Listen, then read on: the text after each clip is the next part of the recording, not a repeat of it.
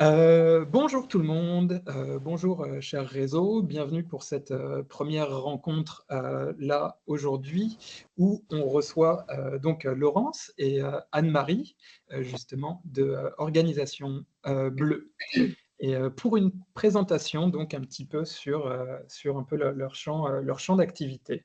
Alors, en petite introduction, j'ai discuté avec certains OBV quand nous on a reçu justement ce financement ministériel et on s'est dit: «Ah, sacrée mission!» et j'ai commencé à parler avec certaines personnes du réseau qui avaient déjà eu euh, l'habitude de faire ce genre d'activité et plusieurs fois on m'a référencé Organisation Bleue. Je suis allé sur le site, j'ai vu que c'était extrêmement intéressant et puis après j'ai pris contact justement avec Anne-Marie et Laurence et c'était encore plus intéressant, de les avoir avec nous. Donc on va les avoir là avec nous pour, une petite heure, mais encore une fois, il n'y a pas d'impératif. La présentation, elle durera le temps qu'il faudra. Si ça doit durer moins longtemps, ça durera moins longtemps et puis si après on peut faire une petite session de questions, ce sera top. Donc, merci infiniment Anne-Marie et Laurence pour votre présence. Je vais vous laisser tout simplement débuter cette petite présentation et puis n'hésitez pas en tout cas si vous avez des questions, réfléchissez-y et puis c'est à la fin, nous membres du réseau, qu'on posera les petites questions. Merci à vous mesdames. Mais merci beaucoup, Kevin, pour l'introduction. Bon après-midi, tout le monde. J'espère que vous allez bien. Donc, aujourd'hui, on va vous présenter, en fait, un projet de l'Organisation Bleue, le projet phare concernant là, la pollution plastique, notamment le portail de la pollution plastique dans l'Est du Canada, des Grands Lacs jusqu'à Terre-Neuve. Puis aussi, on veut prendre le temps, c'est super important pour nous, pour dire que tout, en fait, là, nos activités de recherche se déroulent sur des territoires traditionnels, ancestraux et non cédés. Donc, c'est bien important d'honorer, en fait, là, ces communautés qui ils sont établies depuis des millénaires et qui connaissent autant bien que nous le Saint-Laurent et le territoire. Pour rentrer dans le vif du sujet, pour vous donner une idée, qu'est-ce qu'on va voir aujourd'hui? Voici le plan de présentation. Donc, premièrement, on va se présenter, c'est quoi Organisation Bleue? C'est quoi le projet en fait qu'on vous présente aujourd'hui. Par la suite, on va vraiment rentrer là, dans le vif du sujet du projet, donc tout ce qui est méthodologie, la gestion des données, programmation et les traitements, analyse statistique. Par la suite, on va vous montrer les résultats de notre dernier projet de recherche quinquennal. Puis finalement, on va vous présenter la phase 2, en fait, là, qui consiste là, à en fait, là, travailler avec plusieurs organismes là, pour qu'on soit aligné vers la même direction là, pour documenter, étudier la pollution plastique. Donc, tout d'abord, je ne me suis pas présentée. Mon nom est Laurence Martel, coordonnatrice de projet à l'Organisation Bleue et géographe de formation. Merci Laurence. Alors, je prends le relais. Je me présente Anne-Marie Asselin. Je suis fondatrice de l'Organisation Bleue. Je suis également biologiste marine. J'ai fondé l'organisation il y a bientôt 6 ans de ça. Et nos projets sont surtout connus pour nos études sur la pollution plastique. Là, on se mobilise un petit peu partout sur le territoire depuis 2018 déjà. Après plusieurs années, là, autant au Québec qu'à l'étranger, à étudier entre autres la pollution plastique, mais également une petite saucette dans l'univers de l'entrepreneuriat, puisque j'ai fait une formation à l'École des entrepreneurs du Québec, où j'étais la bébite complètement atypique et différente, puisque j'avais l'intention de fonder une entreprise à but non lucratif. Donc, ça m'a très aiguillée dans mon parcours et j'ai déboulé un petit peu là, de fil en aiguille vers notre mission aujourd'hui et qu'est-ce que nous faisons. Puis c'est une grande fierté là, de pouvoir mener ce projet-là, surtout de recherche sur la pollution plastique, là, puis d'être pionnière, on va se le dire, là, pour justement faire avancer les choses.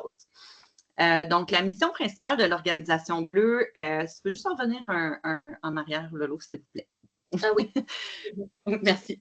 Donc, la mission principale de l'Organisation Bleue est simplement la protection de l'environnement.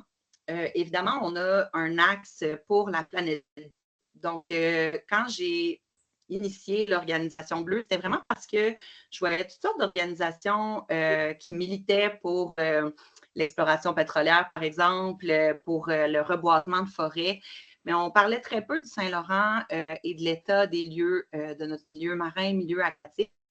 Donc, c'était vraiment avec cet axe-là que je voulais amener un peu l'Organisation Bleue dans l'écosystème des OBNL québécoises pour rejoindre un public qui était un peu rajeuni, finalement, rejoindre l'audience dans laquelle j'appartenais, qui était les 18-35 ans. Je dis au passé parce que je frôle le 40 maintenant. Donc, voilà, je suis.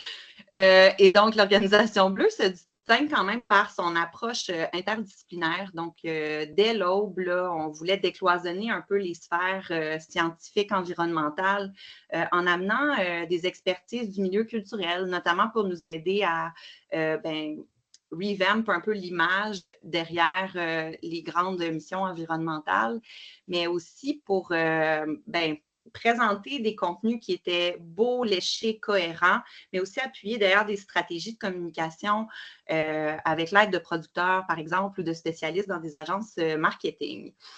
Tout ça, justement, pour essayer de pousser des messages non seulement fondés, cohérents, mais aussi d'avancer vers vraiment une identité de l'organisation qui pourrait être portée pendant plusieurs années, donc une image qui était pérenne et qui se voulait un peu neutre finalement.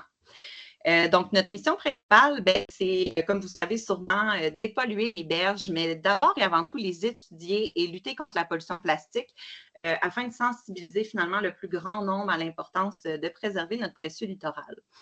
Et donc, on se cadre aussi dans la mouvance internationale des Nations unies avec les fameux objectifs de développement durable, où on travaille surtout dans une lignée des objectifs 13 et 14, donc des mesures relatives à la lutte au changement climatique, la vie aquatique. Mais je pourrais dire qu'on représente aussi bien d'autres objectifs et toute l'arc-en-ciel de cette petite roue, finalement, puisqu'on œuvre aussi dans des principes très élevés de DIA, qui veut dire d'équité, diversité, inclusion et accessibilité, où on essaye de montrer aussi une science qui est accessible à tous, mais qui est aussi représentative de la société dans laquelle nous vivons. Puis, bien évidemment, on œuvre aussi en éducation, en sensibilisation, puisqu'on fait beaucoup de communication à l'interne, en plus de chapeauter nos projets de recherche et de conservation. Donc, la genèse de tout ça a commencé en 2018, où j'ai pris le large là, à bord, notamment d'expéditions scientifiques internationales, où j'ai commencé à constater la pollution plastique là, dès un assez jeune âge, en fait. Et puis, ça m'a toujours habité, en fait, de constater cette pollution-là qui grandissait, de voir aussi un environnement en plein changement. Dès le début des années 2000, je faisais de la plongée sous-marine professionnelle et je voyais beaucoup de récifs là, se détériorer dans le coin des Caraïbes. Et j'ai obtenu un contrat au Québec qui m'a amené à découvrir complètement le littoral canadien. Donc, le mandat était de couvrir de Terre-Neuve jusqu'au Grand Lac une série de nettoyage de berges pour aller récolter des données et constater le territoire. Donc, le premier constat, évidemment, ça a été de découvrir la beauté grandiose qui habite le Canada, le littoral de chez nous, de découvrir ces paysages grandioses, évidemment. Je pense au Parc national de Gros-Morne à Saint-John, l'île du Prince-Édouard, on vient de voir une mini-image. Mais ça a vraiment scié les gens, en fait, de découvrir qu'il y avait autant de beauté chez nous. Mais cette beauté-là, elle était aussi teintée de pollution. Donc, j'étais arrivée un peu avec l'impression de ne pas trouver beaucoup de déchets chez nous sur nos berges. Et pourtant, on avait trouvé des déchets plastiques partout et en grande quantité. Le premier nettoyage nous a amené à nettoyer 1 tonne de déchets en moins de 3 heures dans le Parc national Gros-Morne à Terre-Neuve, justement. Nettoyage qui s'était terminé à minuit le soir parce qu'il y avait trop de travail.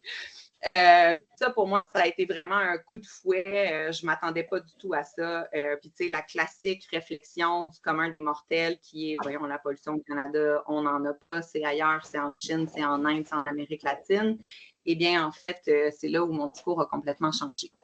Et puis là, les images qu'on vous montre, c'est juste pour partager un peu l'imaginaire quotidien avec des images de déchets qu'on retrouve sur nos berges, autant au Québec que dans les provinces maritimes ou même en Ontario.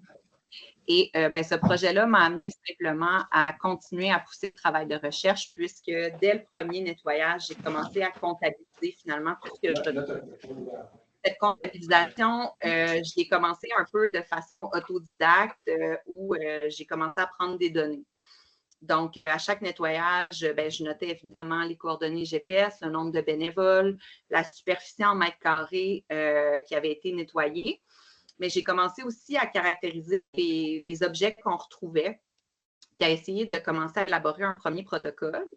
Et ce protocole-là, 6 ans plus tard, est vraiment un outil de travail maintenant qu'on utilise à tous les jours dans notre quotidien et qui devient un peu notre façon de comprendre le portrait de la pollution plastique, en fait, sur le territoire à l'étude. Et donc, là, c'est les retombées depuis qu'on a commencé là, à comptabiliser tout ça. Mais ce sont des données qui n'ont pas celles de cette année parce qu'on n'a pas encore terminé le travail terrain. Donc, ça pourrait être updaté, mais ça, c'est les chiffres de 2023. Donc, un travail exhaustif, de longue haleine, parfois qui implique la communauté, parfois qui ne l'implique pas. On a vraiment deux types là, de nettoyage. On va l'aborder un peu plus tard dans la présentation. Si je peux me permettre de continuer, en fait, au niveau de la genèse, l'année passée, Environnement et Changement climatique Canada ont approché Organisation Bleue puisqu'on détenait vraiment l'information de la donnée, en fait, dans l'Est du Canada. Donc, il y a beaucoup de données sur le recensement de la pollution plastique dans l'Ouest canadien, mais dans l'Est, il y a vraiment une lacune de ces données-là. Puis, en fait, c'est Organisation Bleue que depuis 5 ans, ils se mobilisaient via une méthodologie scientifique. Donc, c'était vraiment nous qui détenions, en fait, cette information-là. Donc, Environnement, Changement climatique Canada trouvait ça super important, en fait, là, qu'on puisse mettre au public, en fait, ces données-là, les analyser pour nous permettre, en fait, de mieux comprendre là, la pollution plastique dans le système hydrographique du Saint-Laurent. Donc, c'est à partir de ce moment-là qu'on a commencé à travailler avec ce ministère. Finalement, là, c'est en avril 2024 qu'on a publié le rapport du portrait de la pollution plastique. Ça nous a mené, en fait, là, à aller au sommet international de la pollution plastique de l'INC4 à Ottawa pour, en fait, présenter notre méthodologie et les résultats là, de cette recherche scientifique. Pour vous donner une meilleure idée, en fait, du territoire à l'étude, donc, nous, on considère vraiment l'ensemble du bassin versant du Saint-Laurent. Donc, on part des Grands Lacs jusque dans l'Atlantique. Donc, c'est divisé en différents sous-bassins versants. Donc, nous, on se concentre beaucoup sur le littoral du Saint-Laurent, mais on va rentrer dans les terres aussi, là, en prenant en considération là, les affluents du Saint-Laurent, puisque, comme peut-être que vous savez, en fait, 80% de la pollution plastique qui s'accumule dans les océans proviennent des continents. Donc, des rivières, des lacs, des ruisseaux, etc. Donc, c'est super important aussi de rentrer là, dans le territoire pour vraiment avoir une meilleure compréhension là, de la problématique. Donc, quand on va en fait définir une zone à l'étude, on va vraiment venir la diviser là, selon les divisions là, du Saint-Laurent. Donc, tronçon fluvial qui est de Cornwall à Trois-Rivières, l'estuaire fluvial, Trois-Rivières jusqu'à Québec. Puis par la suite, là, on rentre dans tout ce qui est plus marin, donc moyen estuaire, la rivière Saguenay, l'estuaire maritime et le golfe. Pour ce qui est quand on va venir découper la zone d'étude dans l'Atlantique, bien en fait, on va prendre en considération les biorégions de l'Atlantique canadien, parce que sinon, on pourrait aller jusque de l'autre côté en Europe là, pour couvrir tout cet océan. Mais on se concentre vraiment là, où on pourra avoir un impact directement dans le Saint-Laurent puis ici au Québec. Fait qu'on va avoir le golfe du Saint-Laurent qui est en rose, le plateau néo-écossais qui va toucher plus les provinces maritimes, donc Nouvelle-Écosse, même pas de l'île du Prince-Édouard et de la Madeleine, etc. Puis par la suite, là, on va monter vers le nord avec le plateau de Terre-Neuve et du Labrador. Quand on va se retrouver en fait à l'intérieur des terres, là, on va prendre en considération les écozones terrestres de l'Atlantique canadien, qui est pas mal en fait divisé selon les biorégions. Mais ça va inclure principalement tout ce qui est bouclier canadien, le maritime de l'Atlantique. et aussi Taiga du Bouquet. Bref, on va quasiment toutes les toucher, tout simplement. Donc, pour vous donner une idée, lorsqu'on fait des activités de nettoyage de berge, donc c'est à ce moment-là qu'on va venir récolter la donnée.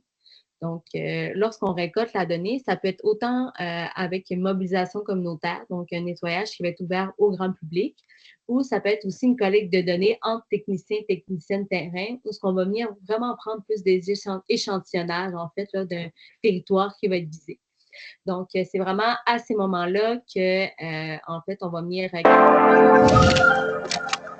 Le FEC nous reçoit aujourd'hui pour un nettoyage des berges. On est au parc Victoria, à côté de la rivière Saint-Charles. On est là pour ramasser des grosses vidanges. Let's go, on y va!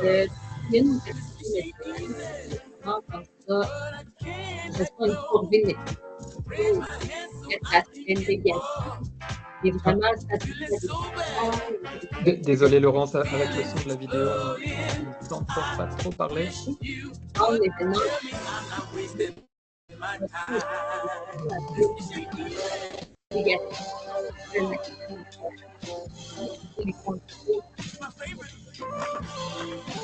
Ou peut-être juste mettre le son de la vidéo. Les images que vous voyez, en fait, là, c'est des projets. Est-ce que vous m'aviez parlé? Oui, on n'entendait rien.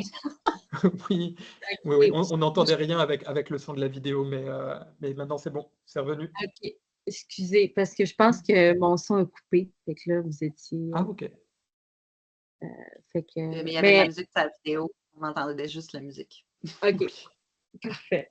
En fait, qu'est-ce que je disais, comme vous avez pu voir sur les images, mais en fait, on essaie de faire des activités de nettoyage de berges en s'associant à des festivals, par exemple, à des événements dans les quartiers municipaux, des écoquartiers, etc., pour rendre l'activité de nettoyage positive, en fait. Donc, pas nécessairement que les gens le voient comme une corvée, parfois quand on parle de corvée nettoyage, mais de rendre, en fait, cette activité-là festive, puis se ressembler tout le monde ensemble pour une même cause. Donc, c'est super important pour nous d'envoyer, même si c'est quand même une grande problématique là, qui est importante, d'envoyer un message positif au travers de tout ça et de dire que tout le monde ensemble, en fait, on peut faire une grande différence. Donc, la caractérisation des déchets va se dérouler lors de l'activité de nettoyage, autant au niveau communautaire que plus privé, si je peux dire ça comme ça, à l'interne d'une organisation. Donc, il va y avoir une responsable de données. Comme là, vous pouvez voir qu'il y a Anne-Marie, qui a le pad avec le protocole. On va mettre une grande bâche à terre. Puis, en fait, à chaque fois que quelqu'un arrive avec un sac de collecte, il va venir le déposer, en fait, sur la bâche. Puis là, c'est à ces moments-là qu'on va commencer à faire des mini-tris, en fait. Donc, on va venir séparer en fait, selon les grandes catégories de caractérisation qu'on va vous présenter tantôt. Donc, commencer à faire des sous-tris, donc pour par la suite être en mesure de tout bien compter et de rien oublier. Donc puis c'est aussi qu'est-ce qui est intéressant de... Ah, la musique repart.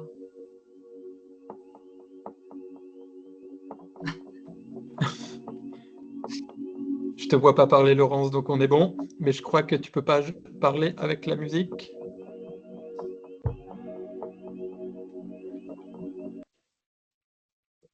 OK. C'est moi. Hop. Ça va vous donner... En fait, ça va vous donner une idée que qu'est-ce qui est intéressant aussi quand on met... en fait, on installe une bâche puis on met tous les déchets là. C'est vraiment un beau moment de mobilisation pour les communautés. Tout le monde se rassemble autour de la bâche. C'est à ces moments qu'en fait, il y a des discussions qui soulèvent des questions. Puis, c'est un beau moment d'éducation, de sensibilisation. Donc, puis ça nous permet aussi d'échanger sur notre travail. Les gens sont curieux. Qu'est-ce que vous écrivez? Qu'est-ce que vous notez? Donc, ça permet, là, en fait, de venir ajouter un aspect d'éducation, de sensibilisation là, qui est un peu innovatrice. Donc, aussi, qu'est-ce que c'est le fameux protocole de caractérisation? Donc, Organisation Bleue, en fait, l'améliore, le crée depuis 5 ans, depuis 2019. À chaque année, en fait, là, on va avoir des catégories qui vont émerger selon des tendances de consommation. Par exemple, pendant qu'il y a eu la COVID-19, bien, on a aperçu qu'il y avait des masques, des gants de latex qui ont commencé à arriver sur les berges. Aussi, pendant qu'il y a eu la légalisation là, de la marijuana, là, on a vu qu'il y a eu en fait, des produits en fait, là, issus là, de cette industrie-là qui est arrivée sur nos berges, etc. Donc, ça a émis des nouvelles catégories. Donc, ça nous permet de voir un peu les tendances, puis qu'est-ce qu'on en retrouve ici, en fait, sur les berges dans l'Est du Canada. En gros, le protocole, ici, vous avez une version là, de début de l'été, donc on l'a mis à jour. Mais en gros, c'est sur 2 pages, ça ressemble à ça ici, pour vous permettre de plus voir.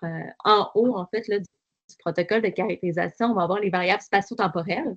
Donc, lorsqu'on arrive à une activité de nettoyage, on va prendre en note dans quelle province qu'on est, dans quelle région économique, le nom du site, puis le responsable de données. Donc, c'est qui s'est occupé de rentrer les données.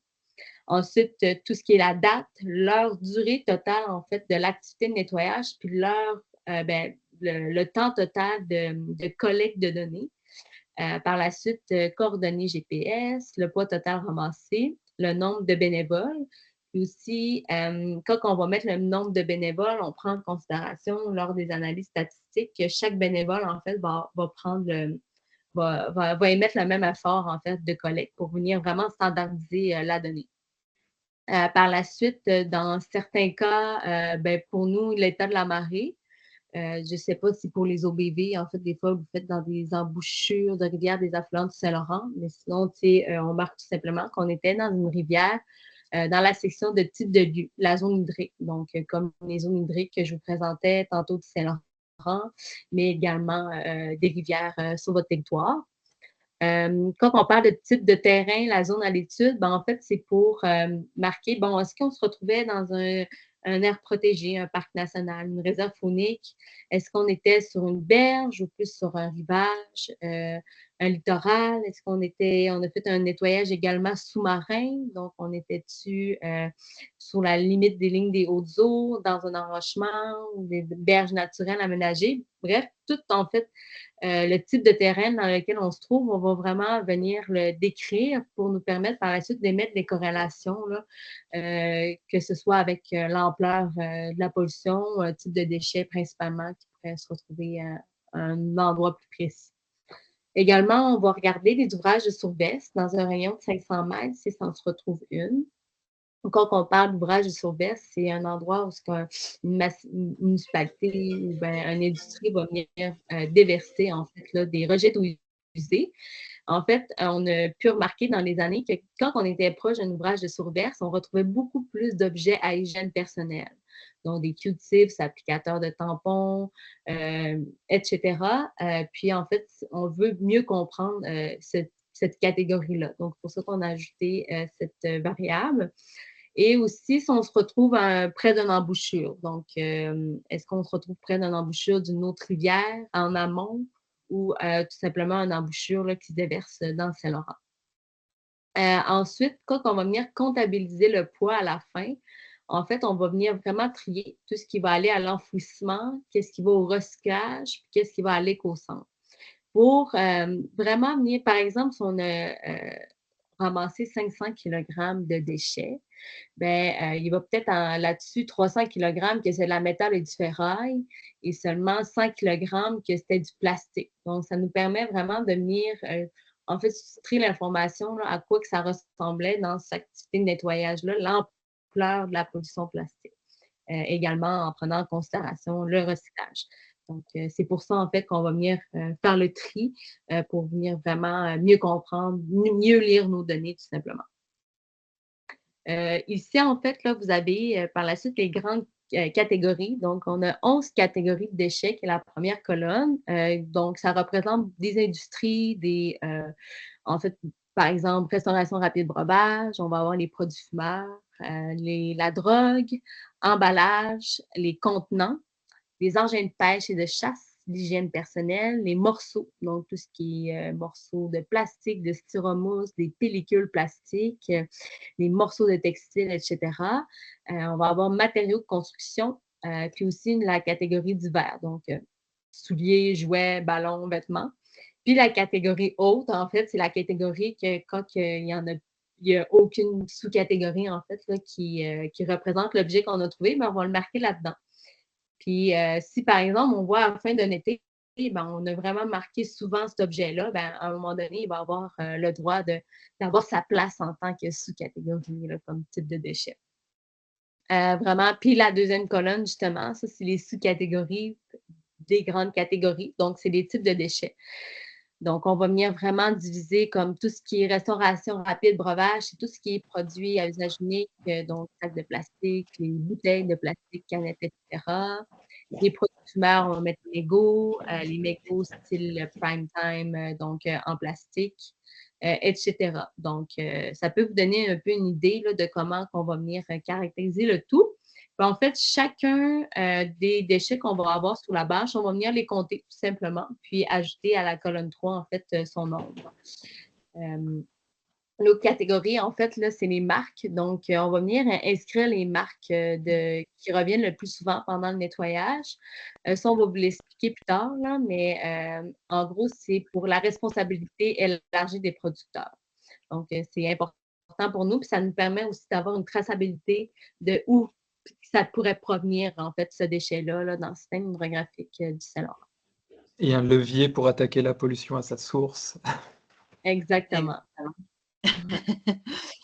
Bon, ben, je prends le relais à partir d'ici. Je veux juste spécifier aussi, on parle de nettoyage communautaire versus technicien terrain. On est vraiment dans deux approches, c'est-à-dire on va mobiliser de 10 à 100 personnes versus faire de l'échantillonnage et du recensement à 2 à 4 personnes. Les techniques sont différentes, mais le tri demeure le même. Et la clé, je crois, qui est importante de spécifier, c'est que la donnée est toujours prise par les techniciens terrain, les scientifiques aussi qui sont sur le projet de recherche. Et donc, les matières peuvent être nettoyées par les citoyens. Donc, on parle vraiment d'action citoyenne, mais la base de données est vraiment analysée et gérée par des professionnels, d'où la reconnaissance qu'on a obtenue par Environnement Canada. La raison derrière tout ça, elle est quand même intéressante parce que, Kevin, tu viens quand même de dire, c'est là où on a un certain pouvoir politique, en fait. Vous savez sûrement qu'il y a une fameuse loi sur le bannissement du plastique là, qui est en cours de négociation en cours fédéral en ce moment. Ça fait 3 ans déjà que le projet est supposé d'être passé avec un cadre juridique assez strict et ce n'est pas la volonté de Trudeau qui manque, en fait, c'est les lobbies pétroliers qui sont en cours fédéral pour essayer de démanteler les bases de données qui sont portées par des citoyens. Donc, notre projet devient extrêmement tangible puisque nos données servent vraiment directement à moduler la loi sur le bannissement du plastique et on l'espère feront prendre des mesures ambitieuses au fédéral pour que ça soit représentatif de la réalité terrain.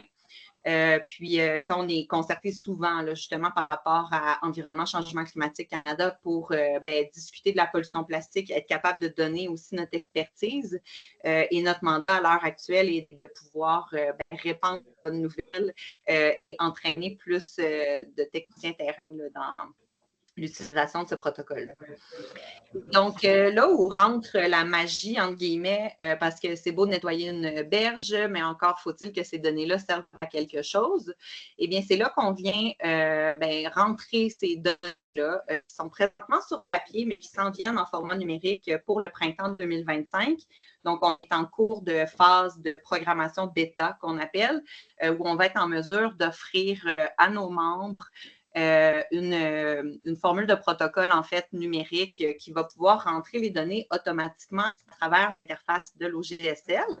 Donc, notre partenaire principal est l'Observatoire global du Saint-Laurent ainsi que la base nationale canadienne du système intégré d'observation des océans du Canada.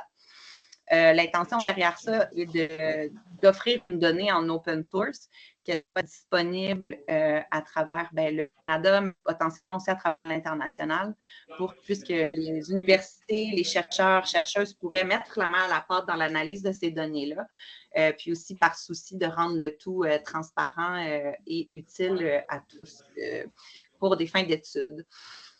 Et donc, ces données-là, on vient les comptabiliser les rentrer un peu avec des formules de code qui vont nourrir une base de données là, hébergée, comme j'ai dit, à l'OGSL et qui est consultable là, par tous et chacun, en fait.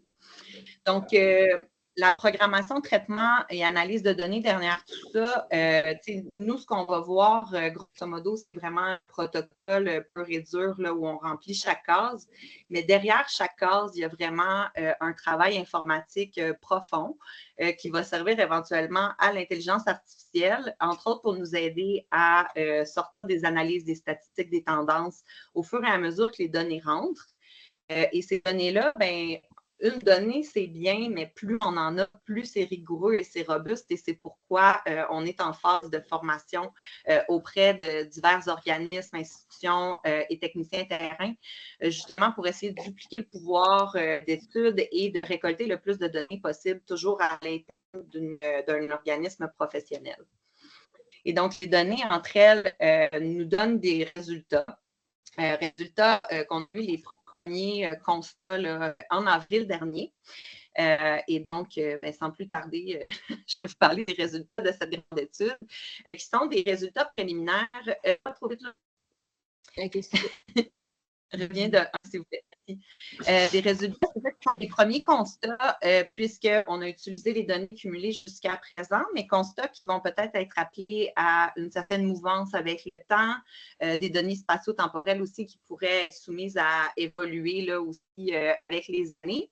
Et bien, plus on a de lecture du territoire, plus on a une lecture précise. Donc, c'est vraiment, comme je peux dire, des résultats préliminaires. Le premier constat est que la pollution est omniprésente sur le littoral de l'Est du Canada, donc une pollution qui est endémique à notre territoire puisque les courants marins s'échappent vers l'Atlantique. Donc, ce qu'on retrouve sur le continuum du bassin hydrographique Saint-Laurent, c'est vraiment le résultat du Canada, en fait, qu'on retrouve sur nos berges. Donc, chez nous, on ne retrouvera pas nécessairement des bouteilles d'eau du Japon, comme on pourrait retrouver à Vancouver. On va vraiment retrouver plutôt des objets qui sont consommés et laissés directement au Canada et qui transigent dans le Saint-Laurent, en fait, vers l'Atlantique. On remarque aussi que la densité de déchets plastiques est plus grande autour des centres urbains, ce qui fait du sens, puisque plus il y a de gens, plus il y a de déchets, moins on gère nos matières. La statistique qui est importante ici, c'est aussi qu'on voit une densité de déchets qui augmente vers le Golfe, donc vers l'Atlantique. Et là, on voit vraiment une ligne se dessiner en pleine croissance, là, en fait, qui passe de tronçon fluvial jusqu'à l'Atlantique. Et là, on a une belle croissance avec les zones urbaines au milieu dans le tronçon fluvial, justement, qui viennent un peu alimenter la courbe. Et la densité de morceaux de plastique aussi augmente vers le Golfe et l'Atlantique, ce qui laisse croire une certaine dégradation en cours de route par les courants marins, le soleil, l'érosion avec le contact de roches, par exemple, trucs comme ça. Donc, voilà, on peut changer la slide si tu veux. Ensuite, on a sorti des grandes tendances aussi de cette première étude préliminaire parce qu'on s'est posé la question qu'est-ce qu'on retrouve le plus au Canada? Et c'est quand même avec surprise qu'on voit le mégot de cigarette en fait prendre la première place bien dominante au Canada. Donc, on voit aussi qu'on peut cibler des campagnes de sensibilisation autour de ce qu'on retrouve le plus, ce qui est vraiment important avec potentiellement une collaboration avec les OPV, c'est de voir est-ce qu'il y a une variation entre ce qu'on peut retrouver au Saint-Laurent versus ce qu'on peut retrouver plus en amont dans les rivières, dans les terres. Il y aura sûrement d'autres graphiques à sortir qui pourront être spécifiques à l'intérieur des territoires.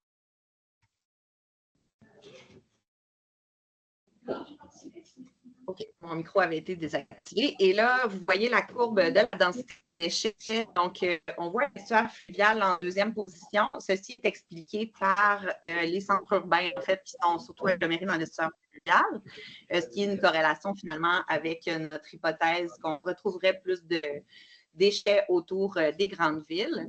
Mais sinon, on voit vraiment la progression là, entre les rivières affluents, l'estuaire moyen, tronçon fluvial, l'estuaire maritime, Golfe et Atlantique, où là, on voit la fameuse progression de densité de déchets plastiques qui augmente plus on se dirige vers l'Atlantique. Et ça ouvre vraiment une manne de questions pour nous. C'est vraiment vers ça qu'on regarde dans nos études, puisque si les déchets sont transportés vers l'Atlantique, la question ultime qu'on se pose, et c'est vers là qu'on s'en va, c'est jusqu'à quel point on nourrit le gir atlantique et donc le continent de plastique qui se retrouve plutôt entre l'Europe et l'Amérique, à peu près à la hauteur des Bermudes. Et ça, c'est vraiment ultimement la question qu'on veut se poser, puisqu'on veut savoir jusqu'à quel point les Canadiens nourrissent ce continent-là de plastique. Et donc, on pourrait faire partie de la solution, évidemment. Ici, on vous montre des sous-catégories plus retrouvées par type de région hydrique. Donc, c'est encore là notre fameux toile de données qu'on a tressé en programmation web. Ça nous aide à sortir des trucs comme ça assez faciles. Mais on voit qu'il y a une variation finalement des types de déchets à travers les types de terrains, d'où l'hypothèse que dans les bassins versants, probablement des rivières à l'intérieur des terres, on ne retrouvera pas exactement les mêmes choses qu'on retrouve dans le Saint-Laurent. Et ça devient une question très intéressante pour nous. On voit par exemple dans le Golfe qu'on retrouve beaucoup plus de morceaux de plastique qu'ailleurs. On va évidemment retrouver plus d'engins de pêche, qui est représentatif aussi des activités économiques qu'on retrouve par région. Et donc, potentiellement, à l'intérieur des terres, on pourrait retrouver l'impact de l'agriculture, par exemple, et simplement d'autres habitudes et secteurs économiques qui sont reliés plutôt aux régions rurales ou à l'intérieur des terres.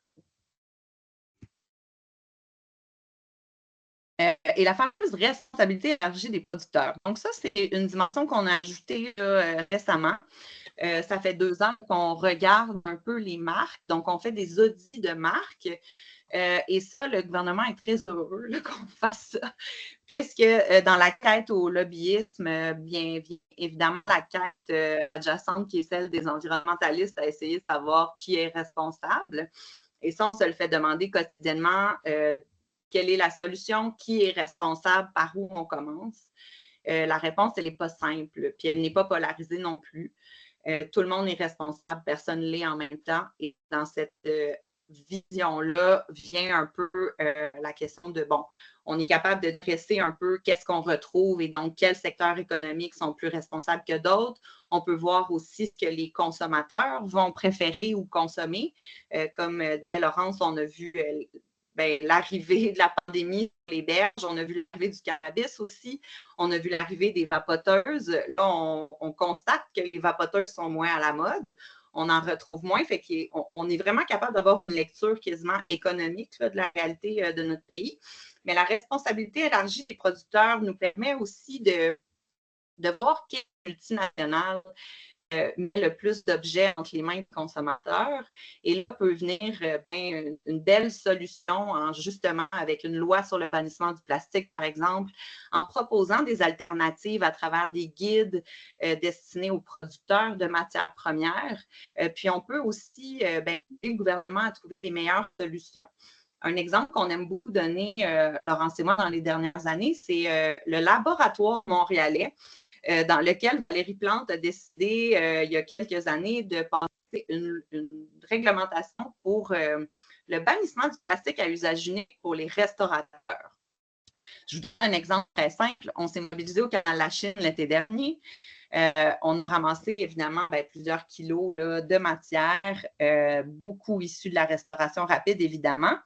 Et là, on a vu littéralement une nouvelle colonne apparaître dans notre protocole puisqu'on a retrouvé plus de pailles, fourchettes, couteaux et contenants compostables versus plastique à usage unique. Et là, ce qu'on commence à voir, c'est la tendance à mesurer que le comportement de l'utilisateur n'a pas changé. Donc, l'utilisateur va se faire un pique-nique, va laisser ses déchets-là, va aller s'acheter une crème glacée, jeter ses bières à mauvaise place. Mais là, on voit que l'item laissé derrière va se dégrader en quelques semaines versus 450 ans dans le cas d'une bouteille d'eau ou plus de 150 ans dans le cas d'une fourchette en plastique. Donc, on voit que même au niveau des réglementations municipales, il y a une grande agilité, puis ça peut avoir un grand impact, en fait, sur la lutte à la pollution plastique. Dans les marques les plus souvent retrouvées aussi, sans surprise, là, on parle de Nestlé, Tim Hortons, Nature Valley, des produits Frito-Lay, là, beaucoup de sacs de chips, par exemple, collation. Donc, c'est vraiment représentatif là, du système économique dans lequel nous vivons, ce qui vient aussi indiquer que les déchets proviennent bel et bien du Canada et non d'ailleurs sur la planète. À la suite, en fait, là, de notre en fait, de la publication du rapport de la pollution plastique, bien, on a en fait mis en ligne le portail de la pollution plastique des zones côtières de l'Est du Canada. Donc, en fait, c'est vraiment un portail où on va venir centraliser l'information des études, des activités de nettoyage de berges et de plus amples, en fait, là, via cette plateforme. La plateforme est disponible en français, autant en anglais.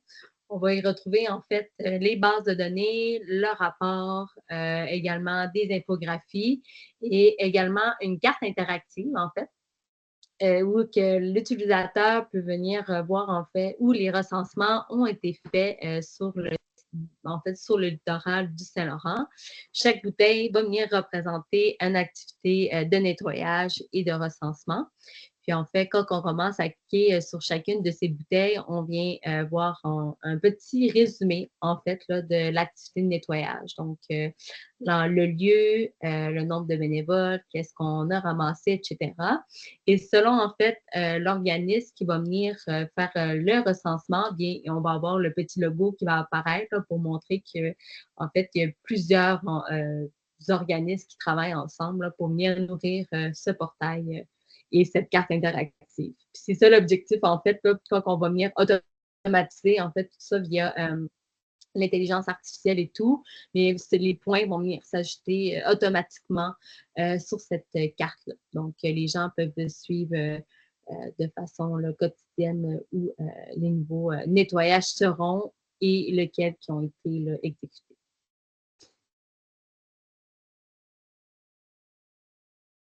Je te laisse aller, Anna. OK. Oui, j'avais mis mute. Donc, ce qui nous amène au fameux collectif, coalition, groupe de travail. On n'a pas encore de nom précis, mais le groupe grandit. Donc, nous, notre objectif initial avec tout ce qu'on vient de présenter, en fait, on décrit ça comme la phase 1. C'est ce qu'on a terminé au 31 mars 2024, donc cette année. Et là, on amorce la phase 2 qui est de grandir le collectif et notre pouvoir de recherche en formant plus de professionnels terrain à utiliser cette méthodologie-là.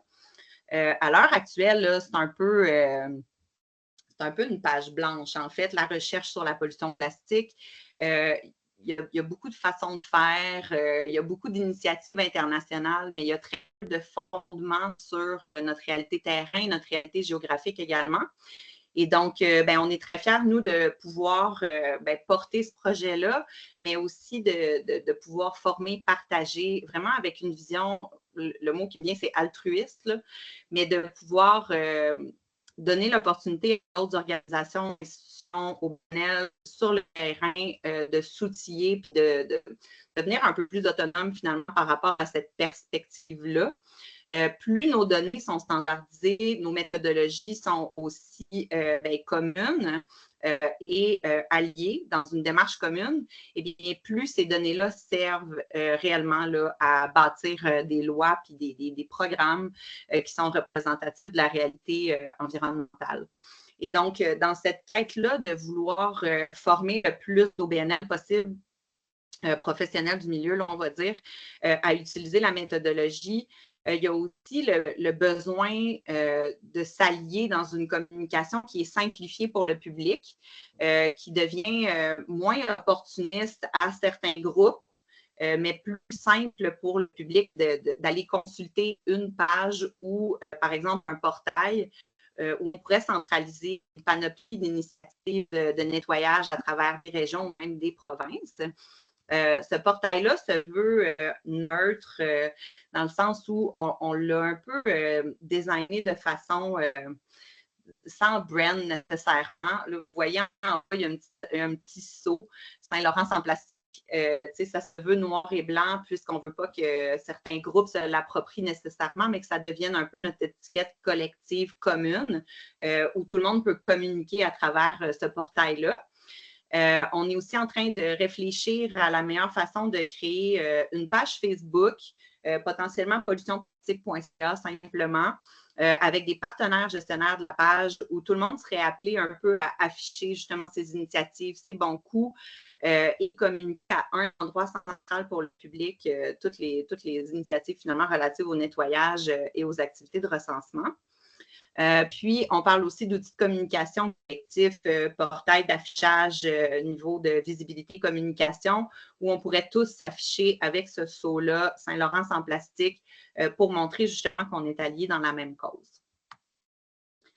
Et la prochaine page, on veut créer une table de concertation biannuelle. Ça, c'est Changement Environnement Climatique Canada qui nous l'a demandé. Il y a le ministère Pêche et Océan Canada, l'équipe de Montjoly, qui veut aussi mettre la main à la pâte ou l'épaule à la roue. J'allais faire un remix. Donc, c'est de créer un espèce de groupe de travail, justement, où on ne considère pas détenir nécessairement la vérité. C'est un travail qui progresse. Et donc, ce qui est important pour nous, c'est plus on va former de gens, plus ça va être important de s'asseoir ensemble pour parler de qu'est-ce qui fonctionne bien, les mauvais coups, les bons coups, qu'est-ce qui est à améliorer, comment on peut réfléchir à des meilleures façons de faire tout le monde ensemble. Et ça, pour l'instant, on va en faire une première, probablement printanière en 2025, au lancement de la saison terrain, pour être sûr qu'on jette tous des bonnes bases, qu'on a le bon matériel, les bons guides, les bons kits aussi pour travailler. Puis après ça, on commencerait la table fin automne, début hiver, là, donc juste avant les fêtes, pour faire un peu le bilan de la saison qu'on vient de terminer, puis pouvoir se partager aussi les retombées globales de tout le monde. De se concerter comme ça sur le dossier, ça permet d'être efficace ensemble, de réfléchir aux problématiques, tout le monde ensemble aussi, de monter des campagnes qui sont collaboratives, mais aussi de s'impliquer tout le monde collectivement de façon unifiée et alliée dans une cause qui nous tient à cœur, justement là, de se tenir les coudes finalement puis de porter main forte à la lutte contre la pollution plastique. Waouh! Ça fait... Oui. On termine. C'est tous les groupes là, qui travaillent avec nous pour l'instant.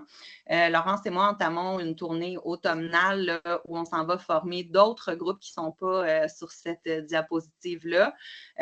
On va commencer aussi à approcher là, les provinces maritimes. Donc, on s'en va se mobiliser à l'île du Prince-Édouard, en Nouvelle-Écosse, Nouveau-Brunswick. Je vous dirais que comment on procède pour l'instant, on a ciblé plusieurs groupes d'intervention qui sont stratégiques sur le territoire. Je pense notamment à la Gaspésie, les îles de la Madeleine, où géographiquement, il y a des points très intéressants pour nous et des données à augmenter. Donc, on a ciblé des groupes qui sont représentatifs d'un territoire, une région, mais aussi de niveau institutionnel qui représentent des acteurs terrain qui connaissent bien leurs enjeux et évidemment qui incluent non seulement des organismes, mais également des institutions, des entreprises et les Premières Nations pour que tout le monde puisse finalement développer l'expertise et devenir autonome sur leur propre territoire. Et le tout est chapeauté par Environnement Changement Climatique Canada. Nous, on est là à titre d'organisme potentiellement de concertation, mais définitivement, on est là pour porter le message, envoyer un message uni, puis on l'espère qui vous stimule et qui deviendra peut-être dans quelques années une nouvelle dimension du travail de conservation sur le terrain, le territoire, et on l'espère qu'il nous amènera à mieux comprendre, mieux moduler les politiques, protéger notre Saint-Laurent, les rivières et les lacs du Québec et de l'Est du pays. Oh, alors, merci. Il y a du temps. De rien. Merci à vous pour cette belle présentation. Merci pour cette mission incroyable d'intérêt public. Je pense que le réseau aura compris pourquoi cette rencontre aujourd'hui essayer d'aller un petit peu plus loin que le nettoyage de berges et essayer avec ces déchets, justement, d'en faire une sorte une mine d'or d'informations pour essayer justement de mieux comprendre ce flux et puis de trouver après des solutions à l'échelle du fédéral, voire même à l'échelle de la planète. On fait de la gestion intégrée, donc je trouve ça formidable. Alors c'est sûr que nous, on en est à nos débuts, un petit peu comme nous, mais je me dis, c'est un petit peu comme vous, mais je pense que enfin, quand on voit déjà le travail qui a été accompli, c'est assez phénoménal. Mais je me dis que voilà, il y a vraiment un super intérêt à ce que le réseau soit au courant de ce que vous faites et, penser peut-être à l'avenir, à essayer de trouver un moyen. C'est sûr que si on commence à devenir une force comme ça de collecte de déchets, donner plus de poids au sens figuré justement à nos déchets, ça serait vraiment une quête de qualité. Et moi, je m'engage en tant que coordonnateur du projet à essayer de faire en sorte sur le long terme, parce que là, on en est encore en train de se dire comment on va faire pour remplir notre mission, les mains sur le terrain, mais à essayer de plugger pour donner vraiment un sens et de la qualité à notre travail en commun. Donc pour ça, je vous remercie infiniment de cette présentation. Je me permettrai quand même, j'ai vu qu'il y avait quelques petites mains levées, si vous êtes prête à vous plier un petit peu au jeu des questions, j'ai vu qu'il y avait 2 mains levées. Marianne, il me semble que tu avais levé une main, et puis Johan, si on peut essayer de faire ça un petit peu vite. Est-ce que Marianne, tu veux commencer, si tu as toujours ta question? Et ça fait longtemps, mais bonjour tout le monde. Merci les filles, c'était vraiment intéressant comme présentation et motivant, là. Genre, j'aurais souhaité que tout le monde puisse entendre ça. Ça fait peur. Euh, j'avais vu en fait, mais ça, ma question, c'est vraiment spécifique, mais c'était parce que j'avais vu une statistique qui disait que un botch de cigarette, ça pollue comme 500 litres d'eau. C'est ça. Oui. Puis là, je me disais, en tout cas, tu sais, mettons pour faire, moi, c'est plus côté promotion, tu sais, qu'est-ce qui fonctionne, qu'est-ce qui fait en sorte que les gens vont participer comme bénévoles, là, tu sais, comme c'est quoi qu'est-ce qui fait en sorte qu'on se démarque, puis que ça devient comme plus attirant finalement pour attirer les gens. Puis, puis c'est ça. Puis aussi, comment qu'on s'assure que on a assez de déchets pour le nombre de personnes par rapport au temps, tu sais. Fait que c'est comme tout cet aspect gestion-là là, qui m'intéressait. C'est une question qui est vraiment ancrée dans les communications, en fait. Donc, le pouvoir revient malheureusement à Meta, puis de rejoindre la communauté. Donc, pour chaque événement de nettoyage, nous, qu'on va mobiliser la communauté, ceux qu'on fait sur le terrain en mode un petit peu plus science privée, ça va demander à peu près 30 heures de travail en amont, là, juste pour créer un événement, s'assurer que le texte de l'événement est bien attrayant, qu'on tague tous nos partenaires. On va essayer de faire des événements aussi où on va concerter 5 acteurs pour que ces gens-là deviennent aussi hôtes de la page d'événement. Pour qu'on puisse tous partager dans nos réseaux.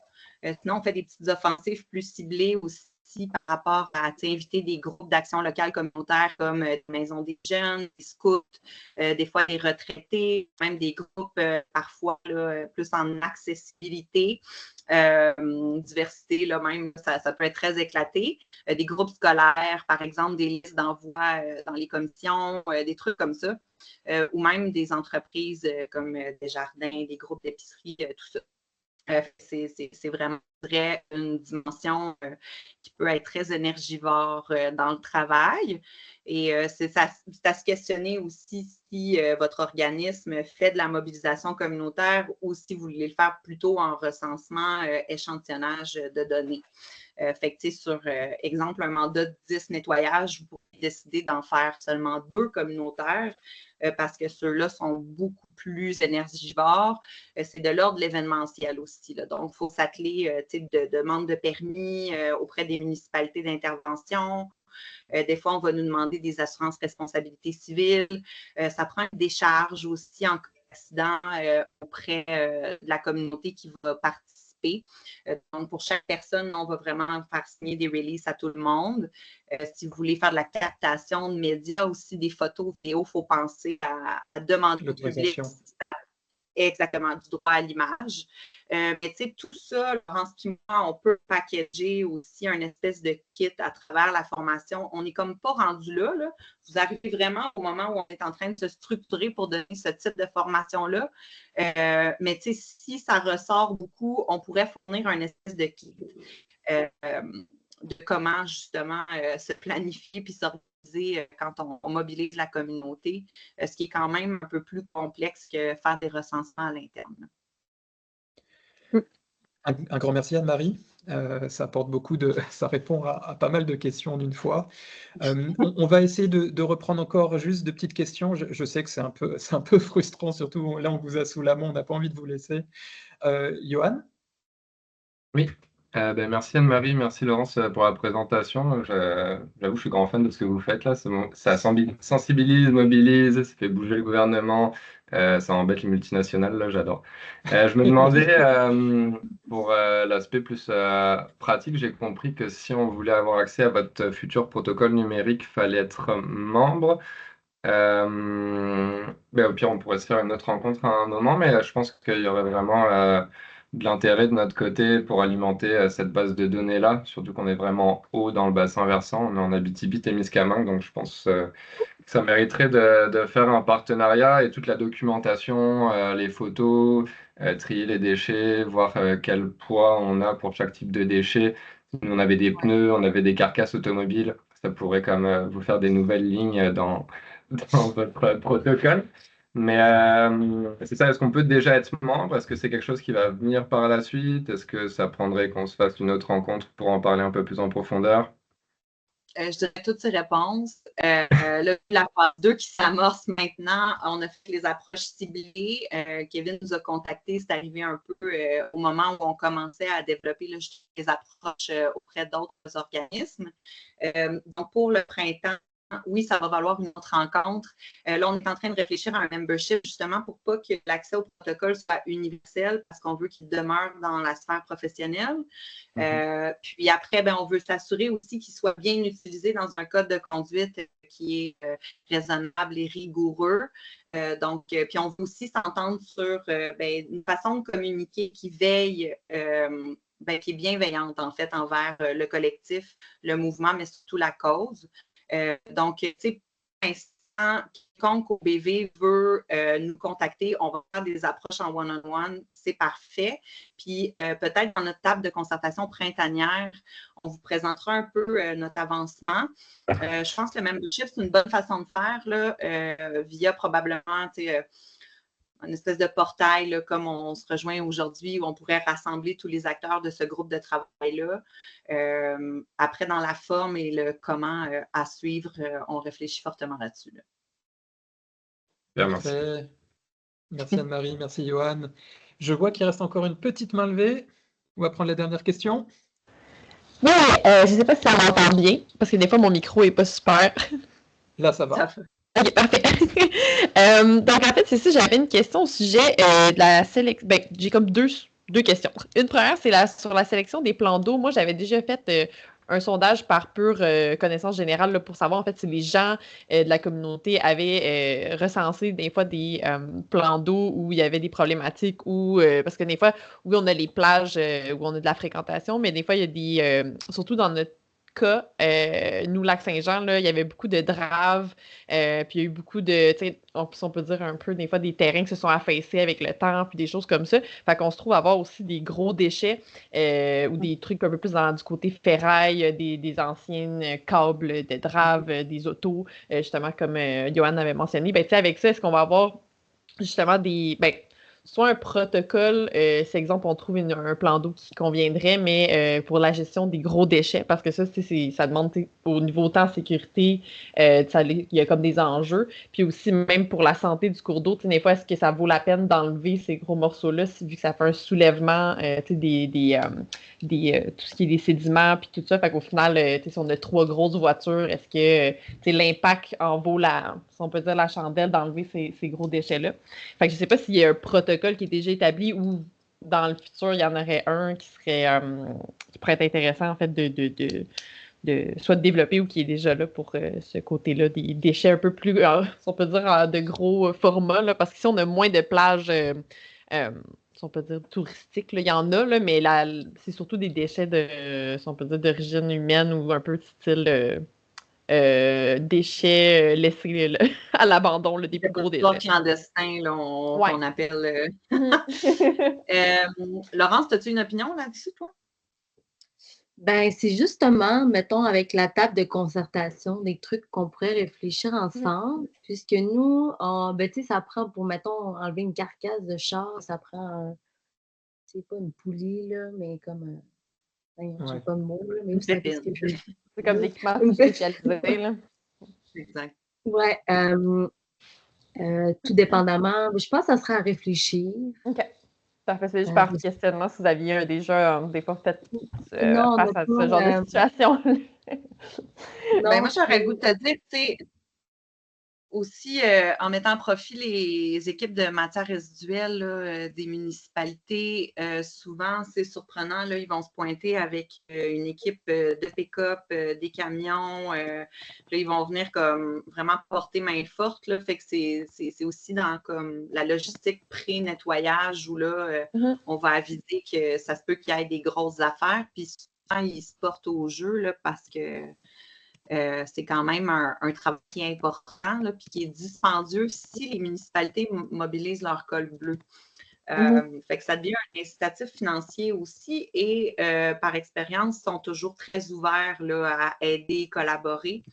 Mais tu sais, effectivement, comme a dit Laurence, peut-être qu'on va découvrir des choses ensemble en cours de route pour adapter les protocoles, mais je pense que l'intérêt principal, c'est que la statistique que Laurence a donnée en début de présentation, qui est 80% de la pollution vient des fleuves, des rivières et des lacs en amont, là, ça est intéressant. Puis, en termes de combiner les efforts de recherche où on étend la zone de recherche à l'intérieur des terres, on a quelque chose d'assez spécifique puis de particulier, je pense, à creuser ensemble. Là, fait que super. Dans la table de concertation. Dernière question, en fait, je veux savoir justement pour les partenariats, exemple, est-ce que, je ne sais pas si comment on pourrait dire ça, de notre côté, on peut regarder un peu avec qui on pourrait avoir des partenariats. Exemple, nous, on a le cégep aussi de Saint-Félicien qui a de la technique de milieu naturel de laquelle je suis sortie, qui souvent sont très impliqués là, pour des projets un peu du genre. Est-ce que ça, justement, on va faire affaire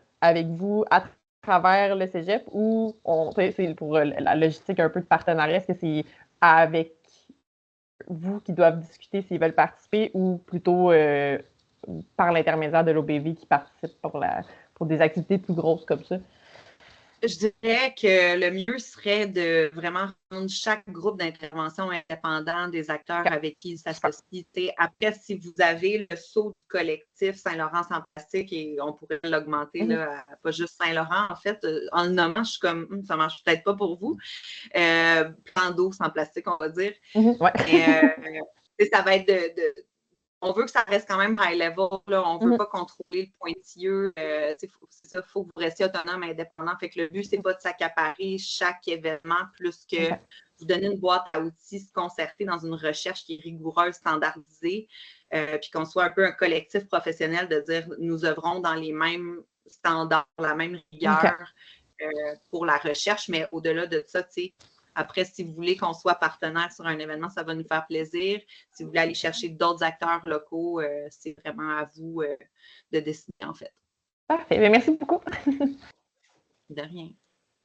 Merci à tous alors pour ces belles interventions. Je pense que on a débordé un petit peu. Je suis désolé pour ça. Merci infiniment Anne-Marie et Laurence d'avoir ouvert le bal de cette session-là. J'espère que ça vous a plu à tout le monde. Et si on veut vous contacter, alors Anne-Marie, Laurence, on passe par le site internet? Oui, ou simplement, je vais vous coller nos adresses courriels là, dans le chat, AM Organisation Bleue ou laurenceorganisationbleue.org. Ouais, je vais mettre la mienne, tu peux mettre la tienne. Ah, je suis en train de l'écrire les deux, si tu veux. Ah, parfait. Ah, désolé. C'est bon. OK. On est bon. Je vous conseille alors de faire un petit copier-coller. Et puis, je vous remercie infiniment à tous. Merci à vous. Anne-Marie et Laurence pour votre passion. C'était vraiment communicatif. Et encore une fois, il y a un mot que j'aimerais mettre en avant, c'est éthique. C'est un truc qui ressort beaucoup. Il y a beaucoup de gens qui font de la collecte de déchets, je pense. Mais il y a ce côté éthique qui me parle énormément. Je vous remercie tout le monde. Je vous souhaite une belle soirée. Et puis à la semaine prochaine pour les membres du réseau. Et Laurence et Anne-Marie, n'hésitez pas aussi à me recontacter. Je suis certain qu'il va y avoir beaucoup d'interactions qui vont découler de cette rencontre. Oui, je vous en remercie, tout le monde. Merci, Passez bonne une belle journée. soirée. Au revoir. Merci.